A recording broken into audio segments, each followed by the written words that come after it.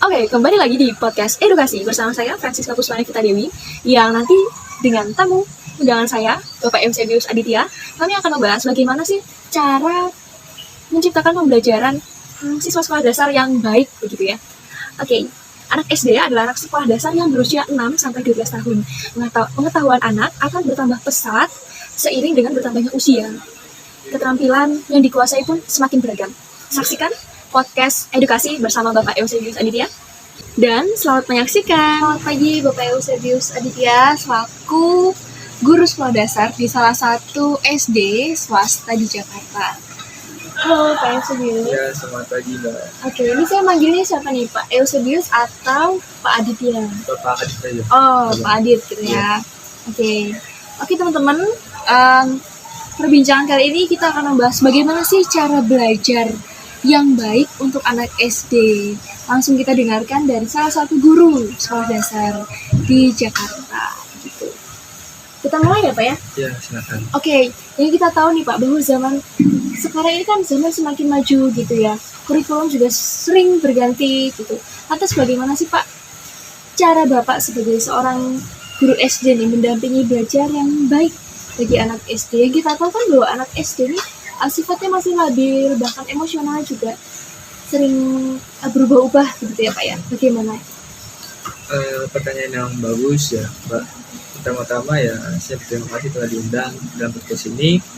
Di sini saya akan menjelaskan bagaimana cara-cara yang akan dilakukan seorang guru dalam menghadapi psikologi anak ketika dalam proses belajar mengajar tentunya ya. Karena pada dasarnya guru memberikan faktor internal dan faktor eksternal juga di dalam pribadi anak gitu. Oke, baik. Lalu menurut Bapak nih, ada nggak sih teori-teori yang mendukung pembelajaran itu agar terlaksana dengan baik? Jadi Bapak tuh memiliki pendapat tapi juga didukung dari teori-teori atau salah satu tokoh mungkin begitu Pak? Silakan. Ada Mbak.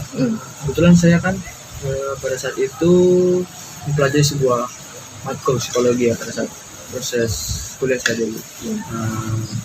Banyak teori-teori itu yang menjelaskan dan membahas tentang psikologi anak itu. Begitu Mbak. Oke, mungkin biar teman-teman atau orang tua di rumah mengerti gitu, boleh diberi contoh teori apa sih Pak yang dimaksud atau yang Bapak terapkan mungkin? Gitu. Berdasarkan pengalaman saya saya selama saya menjadi guru SD itu saya pernah belajar mengenai teori kognitif begitu. Karena menurut beberapa ahli teori kognitif itu cocok untuk kita gunakan sebagai sarana menunjang pembelajaran di kelas begitu.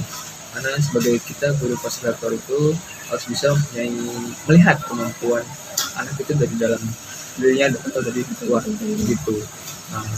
Karena setiap siswa itu kan mempunyai kultur yang berbeda-beda, jadi tidak bisa disamaratakan dengan siswa lainnya. Kita perlu adanya kita itu saling interaksi dengan siswa itu, gitu Mbak. Jadi kita itu berarti intinya sebagai seorang guru atau orang tua tuh harus peka gitu ya Pak ya terhadap kepribadian siswa atau anaknya, begitu. Oke. Ya pertama-tama ya kita harus melihat level kognitif siswanya dulu ya. Nah, seolah-olah kita tuh menyatukan informasi dari siswa itu. Kita membuka informasi, kita melakukan stimulus dan respon kepada anak itu lewat kegiatan yang kita lakukan selama di kelas begitu. Nah itu yang kita lakukan itu pertama seperti yang disebut asimilasi. Asimilasi itu kita menyatukan beberapa informasi. Nah dalam tahap ini guru itu melakukan observasi pada anak siswa tingkatan kayak kemampuan dia saat menghafal begitu. Lalu kita memberikan stimulus agar siswa mau menunjukkan ciri khas mereka. Lalu untuk tahap berikutnya, itu tahap akomodasi. Tahap akomodasi ini guru menyesuaikan struktur kognitif siswa ke situasi yang baru gitu. Artinya guru mengevaluasi berbagai jawaban yang dia terima gitu kan. Lalu kita sesuaikan strategi kita yang cocok agar metode pembelajaran kita cocok dengan apa yang kita lakukan begitu Mbak. Terus selanjutnya tahap yang terakhir itu tahap ekoliberasi, yaitu di mana guru melakukan proses asimilasi dan akomodasi. Jadi dua cara itu disatukan. Jadi penyesuaian dan penyatuan pembelajaran begitu. Bila ada penyusunannya strategi yang tidak cocok, maka di situ harus disesuaikan bagaimana tingkatan yang cocok terhadap level kognitif siswa yang dimiliki gitu. Oke. Lalu bagaimana ya agar guru itu dapat meningkatkan kognitif siswa tersebut?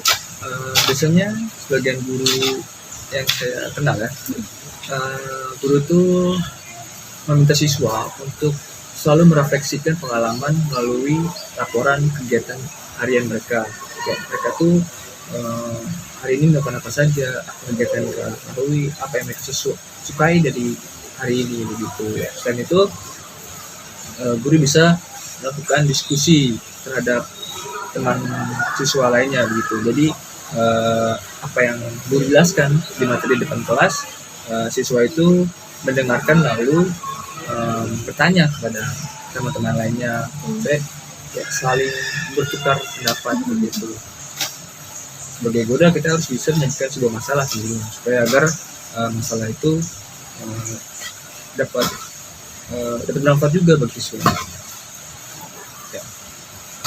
Lalu Maaf ya Pak, saya izin menyela sedikit. Oke. Kemampuan kognitif ini bisa Bapak jelaskan agar saya tuh kelak menjadi orang tua yang lebih paham gitu kan. Bagaimana sih cara mendampingi anak saat nanti aku sedang belajar. Ini berbicara mengenai kemampuan kognitifnya ya Pak ya? Oh gitu. Ya, jadi kemampuan kognitif itu kan merupakan dasar bagi perkembangan intelijensi ya, bagi pada anak. Kognisinya itu kita bikin konsep umum yang mencakup semua aspek-aspek. Yang pertama itu aspek mengenal, lalu ada termasuk dalamnya itu aspek mengamati, melihat, memperhatikan, lalu memberikan atau menduga, lalu membayangkan, memperkirakan, dan menilai pada yang akhirnya itu menilai. Gitu. Oke, lalu bagaimana nih Pak cara mengukur intelijensi siswa gitu? Pengukuran intelijensi siswa itu dilakukan menggunakan tes. Oh, jadi ada tesnya begitu ya Pak ya? Yang bisa dikenal itu tes intelijensi. Oke. Nah, tes intelijensi ini digunakan adalah seperti yang kita tahu IQ. Gitu. IQ ini. Sehingga ukuran IQ itu adalah rasio antara umur, kecerdasan dengan ilmu kalender begitu. Nah, maka dari hasil ini, pengukuran intelijensi ini kita sebagai guru harus mengetahui mana saja siswa yang perlu mendapatkan pendampingan khusus begitu. Dan jangan lupa bahwa memberikan motivasi kepada siswa yang nilai IQ-nya di bawah 80. Gitu. Oke. Apakah motivasi ya dan minat siswa itu dapat dijadikan salah satu faktor juga pengaruh dalam belajar atau yang mempengaruhi? Nah, motivasi ini berarti termasuk faktor yang mempengaruhi belajar, karena siswa ini memiliki minat atau berminat akan lebih menerima materi dari guru begitu kan. Motivasi ini merupakan suatu dorongan dalam kehendak siswa yang menyebabkan seorang itu melakukan kegiatan tersebut. Maka guru perlu menarik kesimpulan bahwa memberi motivasi itu sangat penting melalui aktivitas-aktivitas yang menariknya. Untuk mencapai prestasi belajar yang tinggi, diperlukan peranan dari faktor-faktor tersebut yang saling mendukung begitu Pak, sehingga tercipta kondisi belajar yang optimal. Terima kasih banyak. Kita tadi sudah berbincang-bincang, semoga apa yang kita obrolin ini menjadi edukasi begitu ya Pak, untuk orang tua atau guru-guru di luar sana, atau mungkin calon guru gitu ya Pak ya. Oke, terima kasih banyak Pak atas waktu dan kesempatan ini. Semoga kita bisa berbincang lagi di lain kesempatan. Terima kasih. Sama-sama. Saya juga terima kasih telah diundang dalam edukasi ini. Saya berharap bahwa apa yang saya jelaskan tadi dapat bermanfaat bagi siapapun yang mendengarkan, karena memang sebagai guru itu penting untuk mengajar anak itu tentang psikologi dan sifat mereka masing-masing. Itu saja dari saya. Terima kasih. Oke, terima kasih banyak ya Pak sudah hadir di podcast saya. Ya. Terima kasih.